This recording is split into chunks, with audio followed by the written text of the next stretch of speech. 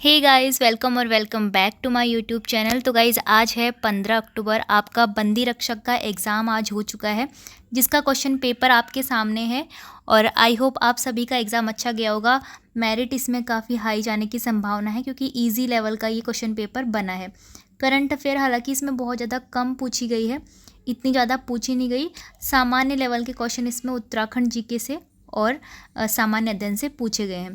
तो चलिए, इस वीडियो में हम सबसे पहले इसका जो भाग 1 है सामान्य हिंदी का, जिसमें आपसे 20 क्वेश्चन पूछे गए हैं, तो उसका सॉल्यूशन देख लेते हैं।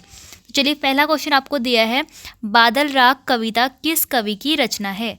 बादल राग कविता सूर्यकांत त्रिपाठी निराला जी की रचना है। आपको पता ही होगा, ऑप्शन बी इसमें करेक्ट होना है।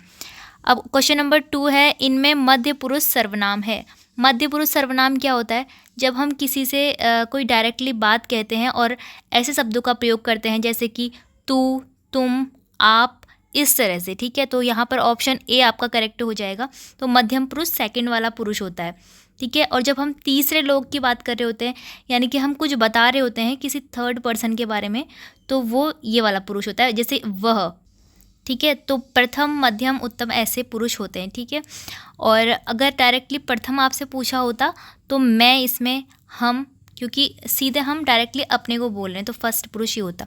चलिए, नेक्स्ट क्वेश्चन है, इनमें उत्तराखंड के रचनाकार कौन है। तो इन सभी में उत्तराखंड के रचनाकार जीत सिंह नेगी हैं। आपको नाम से ही पता चल रहा होगा। क्वेश्चन नंबर 4 है, आचार्य हजारी प्रसाद द्विवेदी को उनकी किस पुस्तक पर साहित्य अकादमी अवार्ड मिला था। तो हजारी प्रसाद द्विवेदी जी को अपनी जो ये निबंध संग्रह था उनका 1973 का निबंध संग्रह, उस पर साहित्य अकादमी पुरस्कार मिला था। नेक्स्ट क्वेश्चन है, बिंद्रा नामक गढ़वाली नाटक के लेखक कौन है। इसमें मैं अभी क्लियर नहीं हूँ कि इसका करेक्ट आंसर क्या हो सकता है।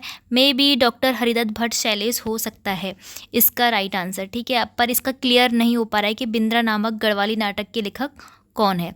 नेक्स्ट क्वेश्चन है, उपमेय में उपमान का निषेध रहित आरोप होने पर कौन सा अलंकार होता है। अलंकार की सीधे सीधे परिभाषा पूछ ली गई है, रूपक अलंकार इसमें बिल्कुल करेक्ट आंसर हो जाएगा। नेक्स्ट क्वेश्चन है, रिक्त शब्द के लिए उपयुक्त वाक्यांश है।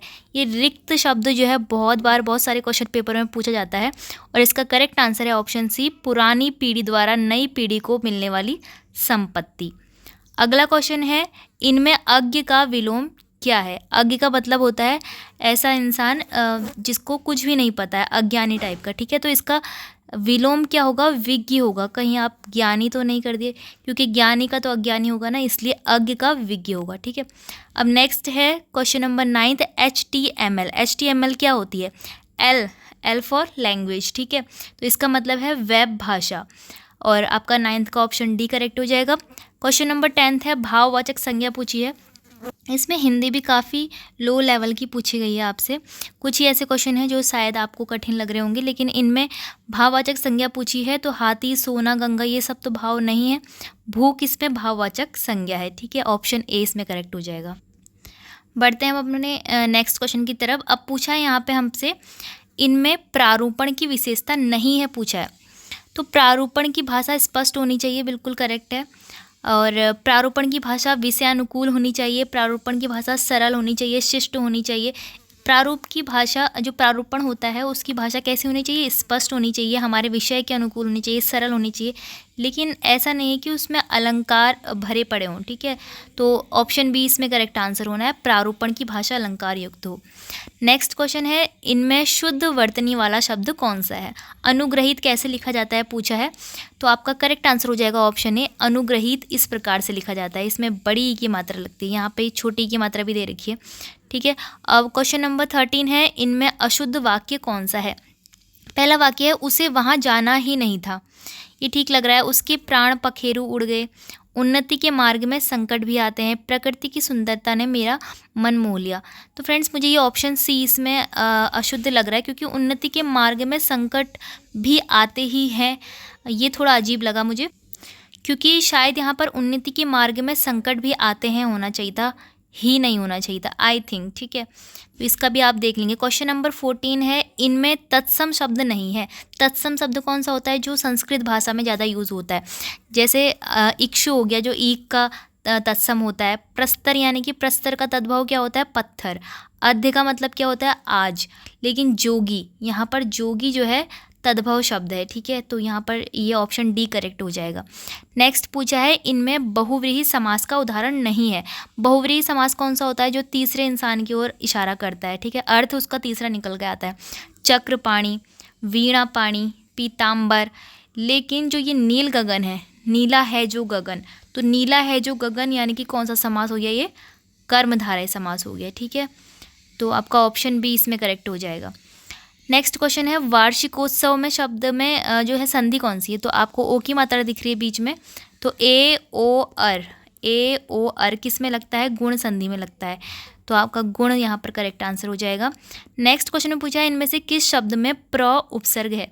तो आप सभी जितने भी आपको शब्द दे रखे हैं उन सभी का विच्छेद कर लेंगे। प्रत्यर्पण का क्या होगा, प्रतिधन अर्पण, तो इसमें प्रति उपसर्ग आ रहा है। और प्रत्येक में प्रतिधन एक, इसमें भी प्रति ही उपसर्ग आ रहा है।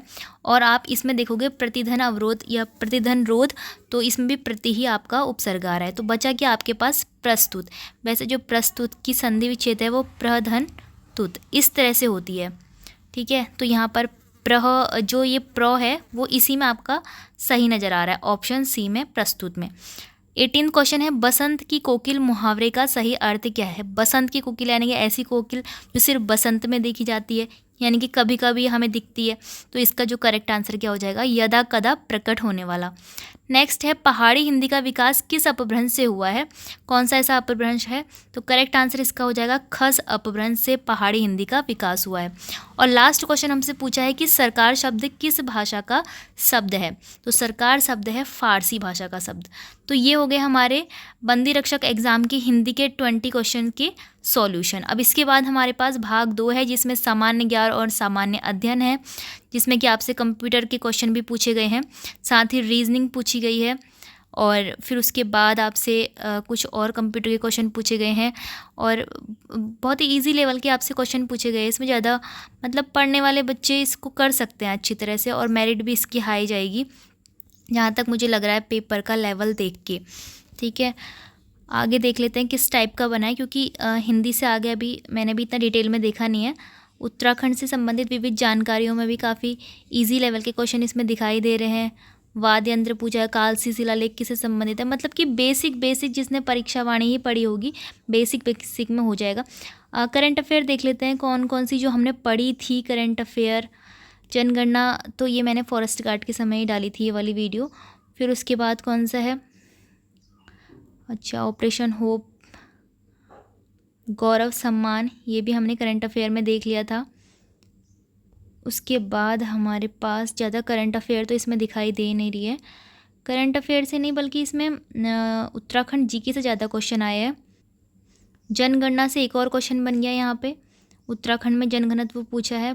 ये क्वेश्चन भी हमने देखा था करंट अफेयर की वीडियो अगर आपने देखी होगी, बागेश्वर उपचुनाव वाली, पार्वती दास इसका करेक्ट आंसर था, ठीक है। ये क्वेश्चन हमने देखा था करंट अफेयर में, और बाकी इसमें कोई करंट अफेयर तो पूछी गई है नहीं, सारे उत्तराखंड जीके के क्वेश्चन है। तो इसका सॉल्यूशन भी अभी हम देखते हैं, ठीक है। तब तक आप हिंदी का अपना देख लीजिए 20 में से आपके कितने मार्क्स आ रहे हैं हिंदी में। बाकी सॉल्यूशन मैं अभी कुछ ही देर में अपलोड करती हूँ, तो चलिए।